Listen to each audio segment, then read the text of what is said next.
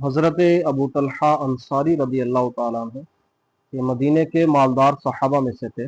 ان کو اپنے اموال میں سب سے زیادہ بیروحا نامی باغ پسند تھا۔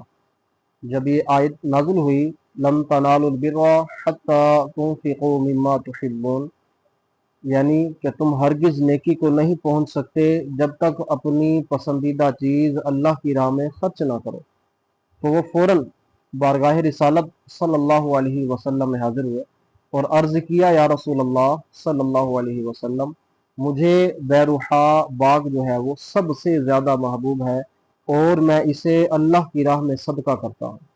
سرکار دو عالم صلی اللہ علیہ وسلم خوش ہوئے اور ارشاد فرمایا یہ بڑا نفع بخش مال ہے، میں اسے تیرے رشتہ داروں میں تقسیم کرنے کو بہتر سمجھتا ہوں۔ چنانچہ حضرت ابو طلحہ رضی اللہ تعالیٰ عنہ نے اسی لمحے اپنا محبوب ترین باغ اپنے رشتہ داروں میں تقسیم کر دیا۔ یہ تھی صحابہ کی سخاوت اور قرآن سے محبت کا عملی ثبوت۔ اللہ تعالیٰ ہمیں بھی اس طرح عمل کرنے کی توفیق عطا فرمائے۔